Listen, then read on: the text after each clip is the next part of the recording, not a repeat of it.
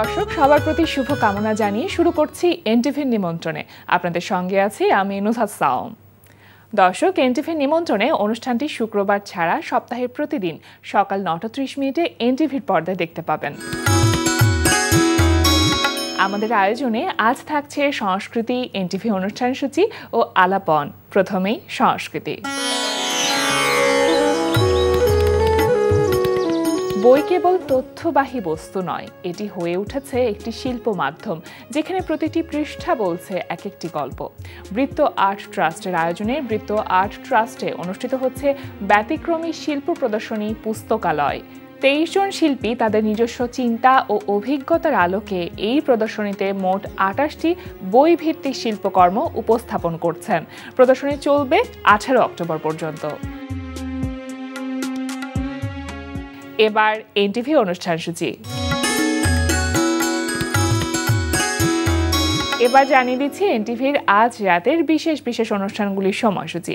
সন্ধ্যা 6:35 সরাসরি সম্প্রচার হবে সমসাময়িক বিষয় নিয়ে অনুষ্ঠান সংলাপ প্রতিদিন।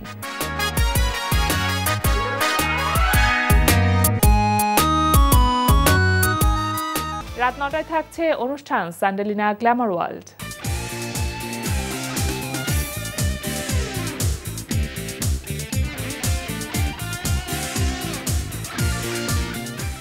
রাত 9:30 থাকছে শামস করিমের পরিচালনায় ধারাবাহিক নাটক 7 কিলো 1 গ্রাম।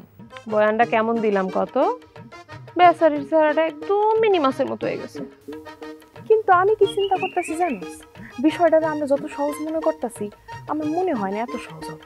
হ্যাঁ, তুমি ভাব আছে দাস না কেন মুখ ফুলে কয় ওমা তোরা কি আমরা ঠেট দিতেছস? আব্বা তো বাড়িতে নাই। আমি আসলে তোমার আব্বার কাছে না, তোমার কাছেই আসছি। সরি, তোমার তুমি করে বলে ভালো লাগলো। না সমস্যা নাই, ঠিক আছে। কথা কি বারান্দায় দাঁড়াই বলবো না ভিতরে বসতে বলবা? না না, ভিতরে চলে।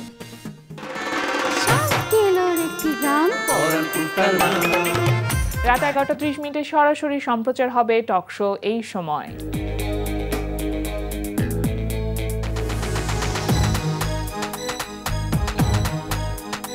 এই ছিল এনটিভির আজ রাতের বিশেষ বিশেষ অনুষ্ঠানগুলির সময়সূচি।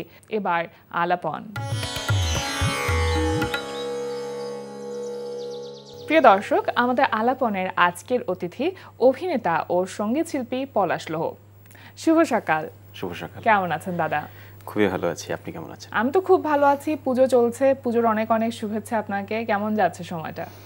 খুবই ভালো। আজকে যেহেতু অষ্টমী, আজকেও বের হওয়ার ইচ্ছা আছে এবং সন্ধ্যায় আমার অনুষ্ঠান আছে, প্রোগ্রাম আছে, গাওয়ার অনুষ্ঠান আছে, সব মিলিয়ে ভালোই কাটছে।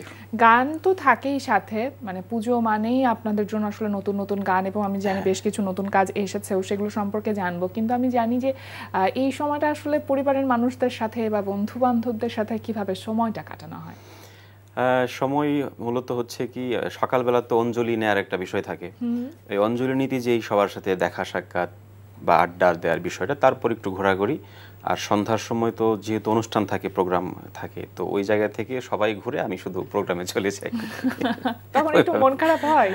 মন খারাপ হয় না, কারণ অনুষ্ঠানে যখন যাওয়া হয় তখন তো আরেকটা সার্কেল থাকে এখানে, সব মিলিয়ে তাদের সাথেও পুজোটা চমৎকার ভাবে কাটে, দারুণ ভাবে কাটে। ছোটবেলায় পুজোগুলো কেমন ছিল দাদা? ছোটবেলায় খুব মজা ছিল, এটা মানে আসলে খুব মিস করি, কারণ বড় হওয়ার পর থেকে পুজোর আনন্দটা অন্যরকম হয়ে যায়। ছোটবেলায় তো প্রচুর গিফট পেতাম, জামা পেতাম, ছিল না ছোটবেলায়, দায়িত্ব ছিল না। আর এখন দিতে হয়, আগে নিতাম। তো সব মিলিয়ে ছোটবেলাটা খুব মিস করি আর কি। ছোটবেলা তো প্রচুর, মানে বলা যেতে পারে নতুন জামা কাপড় কেনা হতো, এবং নতুন জামা কাপড়গুলো লুকিয়েও রাখতাম যে সেগুলো যেন কেউ না দেখে। একেবারে পুজোর দিন পরবো বা অষ্টমী বা নবমীর দিন পরবো, সেদিনই সবাই দেখবে। এখন তো এই কাজটা মনে হয় করা হয় না। নতুন জামা কি কেনা হয়? এখন গিফট পাওয়ার পরের দিনই পরে ফেলি। আচ্ছা, আমার ওই গত পরশুদিন গিফট পেলাম, ওর পরের দিনই শুটিং ছিল পূজার গানের, পরে ফেলছি। আচ্ছা, পুজোর কোন বিষয়টা ছোটবেলায় ছিল যেটা এখন খুব মিস করেন? আরতি, বিশেষ করে অষ্টমী, নবমী, দশমীর দিন তো বিরাট আরতি দেওয়া হতো। আরতির মধ্যে হচ্ছে আমাদের প্রতিযোগিতা হতো, যে সবচেয়ে ভালো যে আরতি দিবে তাকে পুরস্কার দেওয়া হতো। তারপর আরতি দেওয়ার সময় অনেকেই টাকা দিত, টাকা গিফট করতো যে ভালো আরতি করে। তো ওটা আমি দেখা গেছে যে আমার তো তখন প্রচুর হিন্দি সিনেমা দেখতাম, নায়কদের নাচ দেখতাম যে কিভাবে মিঠুন চক্রবর্তী কিভাবে নাচে, তো ওগুলো আয়ত্ত করে করে চেষ্টা করতাম নাচার মতো করে।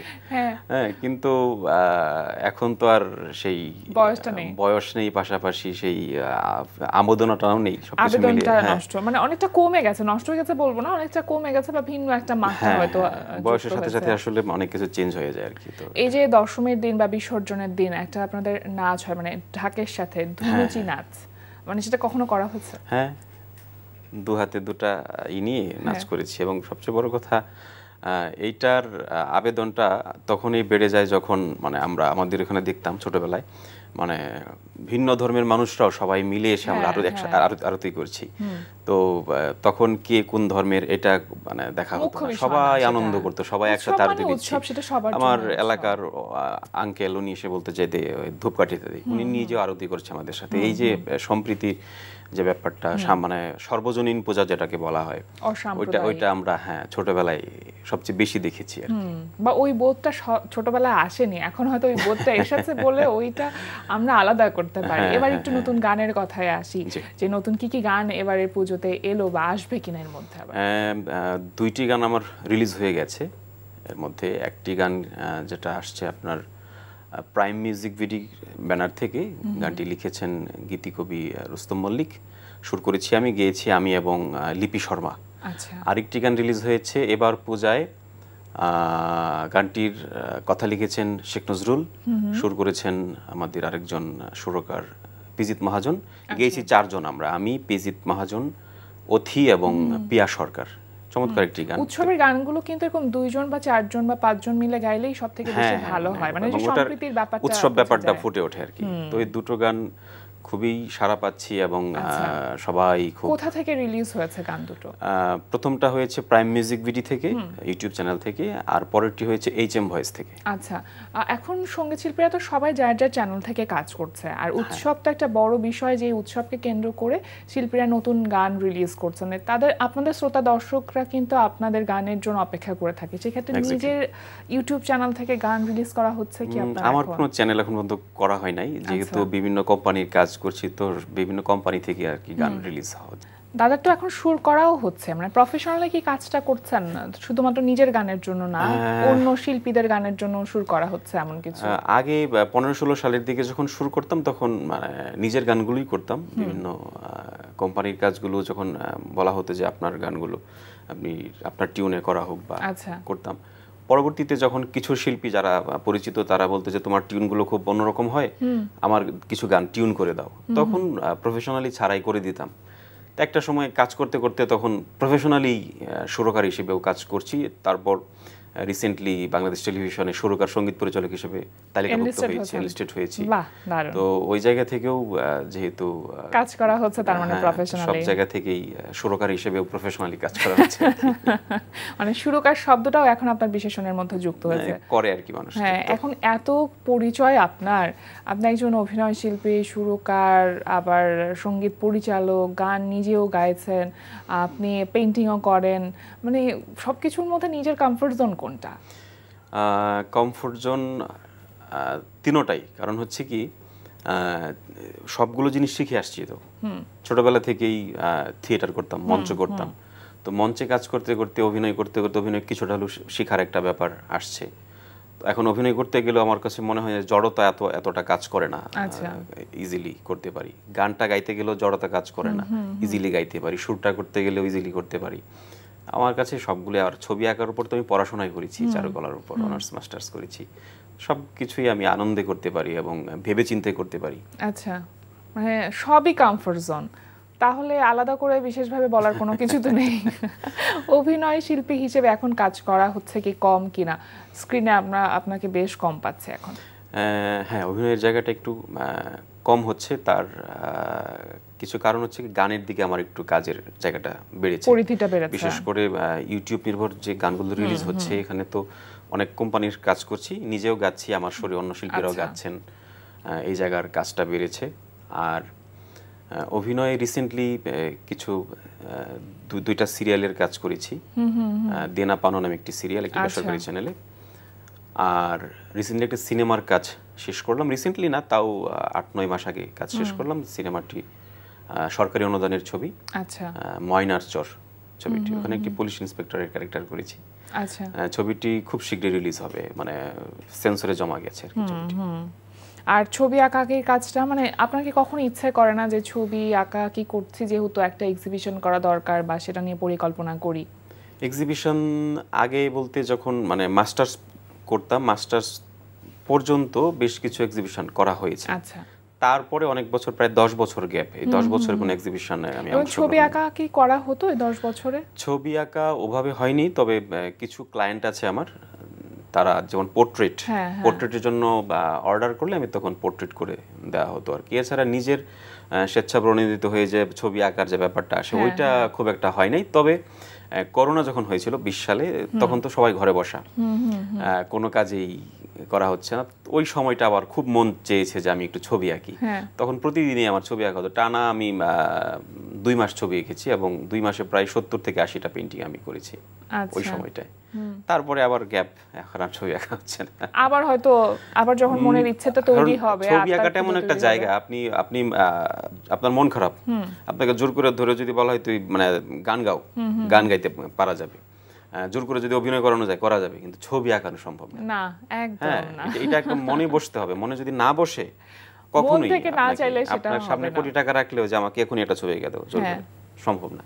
আচ্ছা, ক্যারিয়ারে তো বেশ অনেকগুলো সময় চলে গেল দাদা, এর মধ্যে মানে কখনো কি এখন এই সময়টাতে এসে একটু আক্ষেপ কাজ করে যে কোনো একটি সময়ে হয়তো কিছু একটা করতে পারতাম এবং সেটা করলে হয়তো আজকের এই সময়টা অন্যরকম হতে পারতো, আর একটু বেটার কোনো পজিশন থাকতে পারতো, এরকম কোনো আক্ষেপ কাজ করে কিনা? এটা আমি আমার পরিবারের একটা ইচ্ছা ছিল যেন আমি